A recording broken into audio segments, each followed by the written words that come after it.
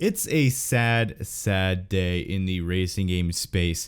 As of yesterday, the Crew 1's servers are completely offline. Ubisoft have completely taken down the servers for the Crew 1. So if you were thinking of, hopping on, doing maybe the summer, just hanging around, driving around with some friends on the Crew 1, unfortunately, you're not going to be doing much of that. Even if you just wanted to log on and just drive around by yourself, play offline, I guess you could say single player, well, I'm sorry, friend, you can't play either. It doesn't matter if you spent 1 cent on this game or if you spent the whole $90, even upwards of $100 pre-ordering this game back in 2014. You can't play the game that you purchased anymore. That's pretty disgusting, to say the least. I don't think I really need to say anything. I'm a huge fan of the Crew. I've been a fan of the Crew since I first saw their E3 trailer back in 2013. It was one of the first games I covered in its entirety on my YouTube channel, and me and the boys made so many videos on the Crew 1. The Crew 1 was faulty all around. It was a roller coaster of a game. There was tons of glitches, tons of bugs. You could tell the game was developed with spaghetti code. Like, it wasn't I would say a well-designed or like coded game, but there was so much. We had so much fun in the game regardless. Guess how far away I am right now. No. CJ, boom! CJ, Ace's Easy Update 2? Get out of here. Shut the f*** up. Me and the boys just had so much fun just doing PvP races, doing road trips. Me and Richard, Niner Racing Division, we did a ton of videos just racing from one part of the map to the other, doing different like Top Gear style challenges. We had so much fun playing this game. It had such a unique atmosphere. Obviously, it was going for a more gritty Need for Speed style, but I feel like it even took it up a notch because your brother, the story, spoilers, your brother literally gets murdered in front of you. You get framed for it, and you have to right the wrongs, and you have to like take down evil, corrupt FBI agents and all this stuff. It was a very dark game at its core. Racing games weren't really doing that. They weren't really going in that direction. In 2014, this is when games started becoming more, I guess you could say, safe, more kind of like, oh, we're gonna step away from all the grittiness, we're gonna step away from everything like that, we're gonna go and start doing festival races, everything's happy, cheery, yay, there's no conflict whatsoever. The Crew 1 was super original in that front, as well as literally having the entire open world United States, obviously scaled, but just having an entire open world America to cruise around and race around in. Wild Run still brought in a bunch of awesome new content to the game. With the Summit, you brought in bikes, monster trucks, drag cars, drift racing. They added a ton of stuff to this game over time, and they weren't afraid. Ivory Tower back in the day, we gotta understand, the Ivory Tower of 2014, 2015 was much different to the Ivory Tower of today. The Ivory Tower back then weren't afraid to do their own thing. They weren't afraid to do something unique that really hasn't been done, like adding monster trucks, drift racing, drag race, that type of stuff, and adding like the Summit and having like a weekly and monthly like competition where they would have cars and everything. You could unlock cars. The Crew 2, sure, they added planes and boats. That's pretty unique, but they scaled everything down. Instead of having a gritty, illegal kind of like atmosphere, or like even just having a part of the game where you start off doing illegal street racing and you go and you become like a professional racer, they just went full Forza Horizon, and the game lost its charm. I'll just straight up. The game lost its edge. The game lost its charm with the Crew 2. And as a result, me and the boys, we played it for a little bit, but we put it down after like 2-3 months. PvP didn't come out till like months later. And by then, everyone just was bored of it. Everyone just got sick of it. But it never held that same spark. It never had that same reach that the Crew 1 had for us, in my opinion. And the Crew Motorfest just overall runs terribly. And I got bored of it very quickly. I got sick of it. Just the voice acting, the whole theme. Oh, welcome to Horizon, but it's not Horizon. It's Motorfest, and it's in Hawaii, and we're happy you're here. Hip hip hooray! Hip hip hooray! That got very old very quickly. I can't stand that. The only game in the series that I feel is a proper game of the franchise, the Crew 1, you can't play anymore. It's quite clear to me that Ivory Tower and Ubisoft, more so Ivory Tower, they kind of it feels like they resented the kind of like theme that the Crew 1 was.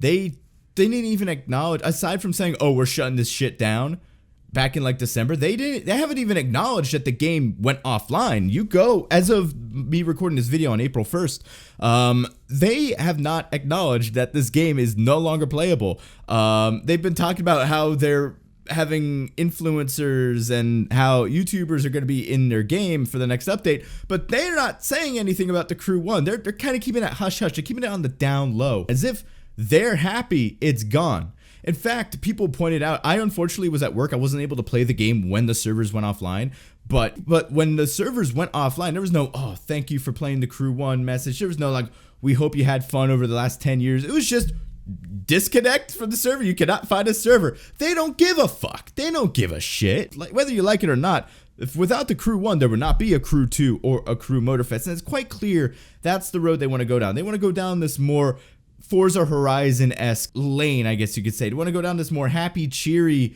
festival racer atmosphere. It kind of feels like they're ashamed of the Crew 1 for some reason, when in reality it's the best game in the franchise, and you can't play it anymore because they want you to play the Crew 2 and they want you to buy the microtransactions in the Crew Motorfest and the Crew 2. When in reality those games are ticking time bombs as well. You'd think the same thing that happened to the Crew 1 can't happen to the Crew 2 or the Crew Motorfest down the road. The Crew 2 is already, 6 years old?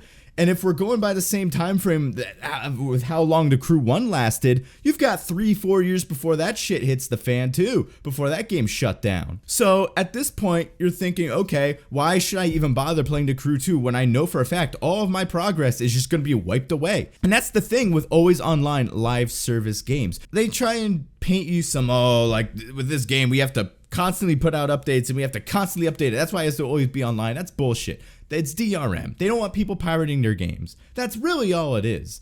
You can't tell me that the Crew 1 or just the Crew in general you can't play that offline. You can definitely play that offline if Ubisoft really wanted to. The way those games are basically played, they don't need to be always online, but they are always online because Ubisoft and Ivory Tower want to paint these games as some MMOs or something. And it's total bullshit. Now, the Crew 1, they just decided not to put out an offline patch. Like, for people who want to play the game once the game has been terminated. It seems like they're doing it on purpose, and their lack of communication, I think, also, points to this. I think that they're just trying to do this on purpose so they can get more people to play the Crew 2 and the Crew 3. Forget about the Crew 1. Come play the Crew 2. Come play Motorfest. That's really what they want. And don't tell me putting out an offline patch is like they can't do that. That's stupid. There's another game this year that turned off their servers too. That was always online. It's called Gran Turismo Sport. And I never really played this game a whole lot. I never really got super into it, even though I have the fucking jewel case here. But Gran Turismo Sport servers came offline a couple months ago. And before the servers came offline, Gran Turismo, they put out a patch. So even though you can't play this game online anymore, which to be honest was the main selling point of this game, you can still play the game single player if you want to. So if you want to go back and play some Gran Turismo Sport single player, you can, because they patched in offline mode. Also, the problem I have with always online is, and I'm a big proponent of preservation of gaming media and just media in general. And it sucks that the Crew 1 has lost media at this point. Like, think about it. How would you like it if you wanted to play a little Need for Speed Carbon, right? Need for Speed Carbon. But since the servers are offline, you can't play the game. Well, thankfully, this game wasn't always online. Even though you can't play the servers anymore, to my knowledge, I'm pretty sure they shut down these servers a couple years ago. You could still play the game. You could still play the game. I could still pop this disc into my PlayStation 2 and play the game. I'm a big fan of physical media, and we've seen recently, it's not just in gaming, but like just with movies and music in general, if you purchase a game or a piece of media digitally, you're basically just renting that game at full price, because at any moment the servers could pull that game, pull that movie, and they've been doing that recently. And you can't access your digital copy anymore. I'm going through The Sopranos right now. I bought season 1 of The Sopranos on DVD. No streaming service can take that offline. No streaming service can deny me access to that season of Sopranos because I own the physical copies. I'm a big proponent of owning physical copies of things, and it's for reasons like the Crew shutting down where that's why basically. But unfortunately, even if you own a physical copy of the Crew 1, you still can't play the game because the single player doesn't work unless you're connected online, and because the servers are shut down, your physical copy of the Crew 1 is basically just it's basically just a paperweight at this point.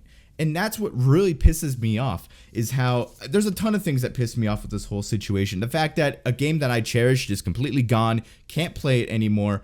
And the fact that the lack of, I guess you could say, acknowledgement from Ubisoft and Ivory Tower, and it seems they're just completely apathetic to the Crew 1 as a whole, and it's quite showing where their priorities are and how they're just kind of brushing aside, ignoring it, and just trying to push all this other shit in our face, when no, that's the game we want to play, is a Crew 1. We can't play it anymore. And it's just the whole area where the industry is going. Best Buy stopped selling like physical copies of things, which is really annoying. And just this whole idea that like everything's digital now, you don't physically have anything anymore. And unfortunately, it seems it's going the way of the dodo and just always online as a whole. And it scares me because Need for Speed 2015 is always online. Obviously, the Crew 2, I fucking hate the Crew 2. I don't like Motorfest. But for people who like those games, they're going to be in the same boat as us a couple years down the road. And that shouldn't be. That you shouldn't be doing that. But yeah, that's my rant for today. I have a ton of memories from the Crew 1. Yeah, and we did do a stream recently where we played the Crew 1 for a little bit before the server shut down. So link to that down below in the description. That's it for me tonight. If you got this far in the video, tell me your favorite memory from the Crew 1 down below in the comment section in the comment section down below. But that's it for me tonight. Thank you all for hanging out with me tonight. I'll catch you all later. Have a good night, everyone.